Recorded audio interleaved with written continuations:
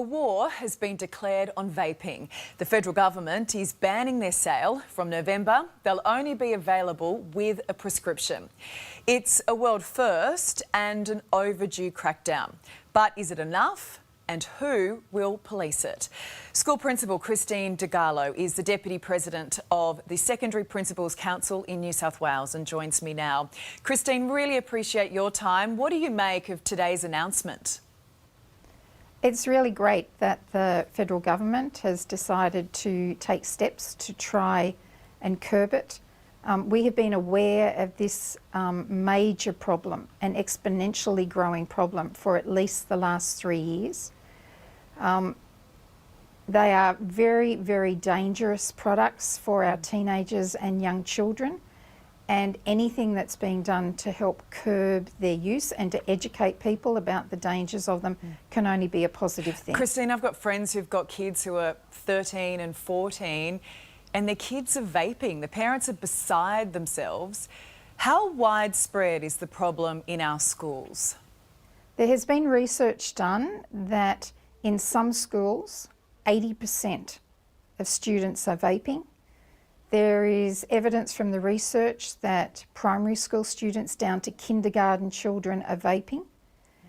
They are vaping at school, they're vaping outside of school, they may have them in their bedroom drawers at home and are vaping at home. It's become exponentially a really serious problem, and it's across the whole state. You know, you look back 3 years when it first became a problem here, and it was very much a eastern seaboard centred around Sydney problem, but it has spread across the whole state. Does that scare the hell out of you, that so many kids and kids who are incredibly young have taken this up? It's very scary, Ali. Anything that affects the health and the well-being of our young people certainly affects all teachers and all principals, and we care very much about it. But I think society and the community has been a bit slow on the uptake to understanding how dangerous vapes are. Christine, as a principal, you noticed this becoming a really serious problem about 3 years ago. What did you do? We straight away got onto finding out as much information as we could so that we could educate our students about the chemicals that are actually in vapes and how dangerous and addictive they are. We educated parents and had forums for parents. So with your school, there was an information campaign. What did you then do if you did catch a kid with a vape? It was a very serious matter, and 3 years ago, any students who had vapes were suspended. So is vaping still a problem at your school? No, it's not, and I'm certainly not going to say that nobody is vaping. That would be ridiculous to say that. But it's certainly a minor problem because we have been really proactive about it for the last 3 years. I mean, you have to applaud the government today for taking this tough stance because the problem's out of control, but of the nearly $250 million committed, nothing goes towards policing the problem.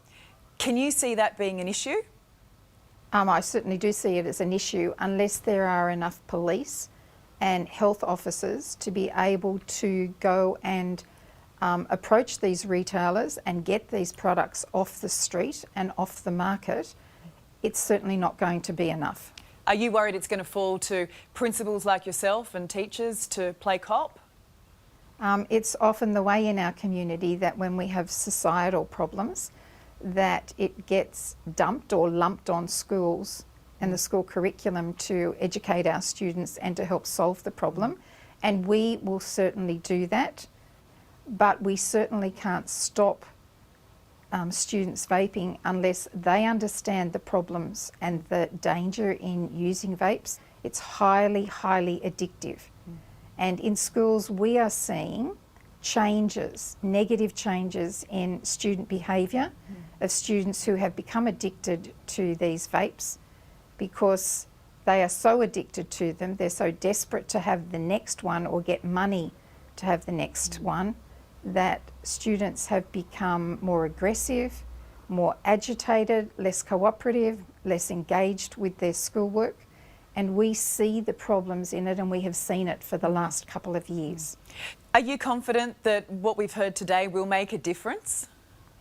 I'm really hopeful that it will make some difference, but part of it, as you identified, needs to be that there is a real border control and policing, that these millions of vapes don't come into the country as easily as they have been able to. While they're available, kids will get their hands on them. We know that much. And Christine, we really appreciate your time tonight. Thank you so much, Ali.